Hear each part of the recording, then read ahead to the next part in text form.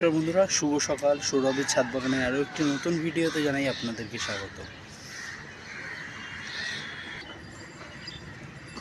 আজ আমার ভিডিওর বিষয় হচ্ছে, দেখতে পাচ্ছেন এই জবা গাছটি, এবং এই জবা গাছটির কী পরিচর্যা আজকে আমি করব সেই নিয়ে হচ্ছে আজকে আমার ভিডিও। দেখতে পাচ্ছেন যে পাতাগুলো কিন্তু শুকিয়ে আসছে, এবং গাছের কিন্তু একটা পর্যাপ্ত যেই জোরটা গাছের জন্য কিন্তু দরকার, সেটা কিন্তু আমার গাছ পাচ্ছে না। দেখতে পাচ্ছেন এই যে পাতাগুলো কিন্তু এরকম হয়ে গেছে। কি পরিচর্যা আজকে আমি এই গাছের ক্ষেত্রে করব সেটা নিয়েই আজকে আমি আপনাদেরকে এই ভিডিওটা করছি। এবং গাছটি কিছুদিন ধরে আমি রেখে দিয়েছিলাম, অযত্নে রেখে দিয়েছিলাম আপনাদেরকে দেখানোর জন্যই, যে গাছের কি পরিচর্যা করলে আপনি এরকম গাছটা কিন্তু আপনার কিন্তু গ্রোথ কিন্তু ভালোভাবে হবে, এবং গাছের কিন্তু পর্যাপ্ত পরিমাণে যে গাছের খাবার, সেটা যেহেতু গাছ পায়নি, সেহেতু গাছের কি অবস্থা হয়েছে আপনারা সেটা কিন্তু দেখতেই পাচ্ছেন। বন্ধুরা, আমি কিন্তু নিয়ে আসার পরে কিন্তু এরকমভাবে কিছুদিন রেখে দিয়েছিলাম, সেহেতু কিন্তু গাছটা কিন্তু সেরকমভাবে একটা গ্রোথ হয়নি, এবং গাছের পাতাগুলোও দেখতে পাচ্ছেন যে একটা ঝিমিয়ে গেছে। সেটার জন্য আমি কি করব চলুন দেখে নেওয়া যাক। প্রথমত আমাকে যেটা করতে হবে সেটা হলো গাছের কাটিং।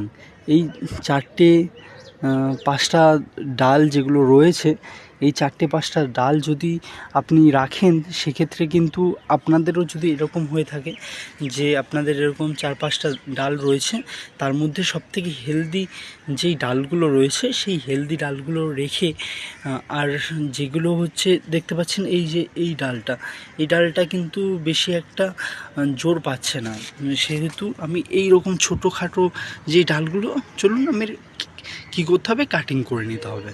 চলুন কাটিং করে নেওয়া যাক। আমি দুটো হেলদি ডাল ছেড়ে, দেখতে পাচ্ছেন দুটো হেলদি ডাল ছেড়ে, আর যেই ডালগুলো ছিল সেই ডালগুলো কিন্তু আমি এরকমভাবে কাটিং করে নিয়েছি। দেখতে পেয়েছেন এই ডালগুলো কিন্তু আমি কেটে নিয়েছি। চলুন বন্ধুরা, এবার দেখে নেওয়া যাক। আমি এই গাছটা এবার কিন্তু আমাকে বসিয়ে নিতে হবে, সেহেতু আমি কি করতে পারি গাছটি বসিয়ে নেওয়ার জন্য। দেখতে পাচ্ছেন আমি এরকম একটা কাটিং করে নিয়েছি, দেখতে পেয়েছেন আপনি। আর আমি যেটা করব সেটা হচ্ছে এই এই যেই একটা ছিদ্র কিন্তু থাকে গাছের ক্ষেত্রে, সেখানে আমি কিন্তু এরকমভাবে ইট দিয়ে নেব, এবং তার সাথেই আমি যেটা করব সেটা হলো এরকমভাবে আমি যেই পাথর রয়েছে, পাথর এবং বালির যে পাথরগুলো থাকে সেটা আমি এক্ষেত্রে ইউজ করলাম। আপনার কাছে যদি স্টোন চিপ থাকে কিন্তু খুবই ভালো হয়, যেহেতু আমার কাছে হাতের কাছে এখন স্টোন চিপ ছিল না, সেহেতু আমি এটা ইউজ করে নিয়েছিলাম। আর আমি কিন্তু মাটি তৈরির ক্ষেত্রে কিন্তু যেটা করব সেটা হলো, দেখতে পাচ্ছেন এই যে এটা হচ্ছে গিয়ে আমার কাঠের গুঁড়ো রয়েছে, এবং তার সাথে দেখতে পাচ্ছেন এটা হচ্ছে গিয়ে আমার লিপ কম্পোস্ট, যেটা আমার বাড়িতে তৈরি করা। আর তার সাথে আমি নিয়ে নেব বাড়িতে তৈরি যেই মাটিটা আমি ইউজ করে থাকি গাছের ক্ষেত্রে, সেটা কিন্তু ডিমের খোলা, এবং তার সাথে কিন্তু যোগ করা থাকে কিন্তু গোবর সার, সেটা কিন্তু আমি ইউজ করে নিলাম এই ক্ষেত্রে। দেখতে পেলেন আমি এরকমভাবে মাটিটা দিয়ে নেওয়ার পরে লিপ কম্পোস্ট ও তার সাথে আমি যেই কাঠের গুঁড়োটা ইউজ করে থাকি সেটা কিন্তু মাটির সাথে ভালো করে এরকমভাবে মিক্স করে নিয়েছি। দেখতে পাচ্ছেন এরকমভাবে ভালো করে মিক্স করে নিয়েছি, এবং তার সাথে আবার কিছুটা মাটি দিয়ে তার সাথে লিপ কম্পোস্ট আবার আর কিছুটা পরিমাণে কাঠের গুঁড়ো আমি আবার মিক্স করে নেব। গাছের যে প্লাস্টিকটা রয়েছে সেটা আমাকে খুলে নিতে হবে, তার জন্য আমি এটা কেটে নিয়ে খুলে নেব। চলুন, আমি সিম্পলি দেখতে পাচ্ছেন এটাকে খুলে নিয়েছি। এটা ছুরি দিয়ে কেটে নেওয়ার পরে এরকমভাবে বসিয়ে নিয়েছি, ভালোভাবে এরকমভাবে বসিয়ে নিয়েছি, এবং মাটিটা যেটা সাইডে ছিল সেটাকে আমি ভেঙে নিচ্ছি, যাতে এর শিকড়গুলো সহজে কিন্তু গাছের কিন্তু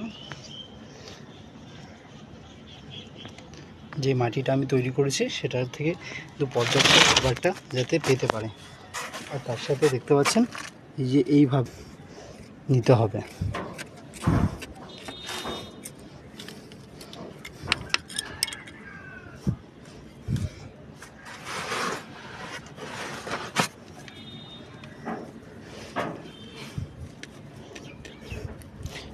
এরকমভাবে কিন্তু যদি আপনি করে থাকেন তাহলে কিন্তু আপনার কাছে কিছুদিনের মধ্যেই কিন্তু ভালোভাবে গ্রো হবে এবং আপনার গাছ কিন্তু নতুনভাবে ফুল দেওয়া কিন্তু স্টার্টিং করে দেবে। তবে দেখা হচ্ছে নতুন একটি ভিডিওতে।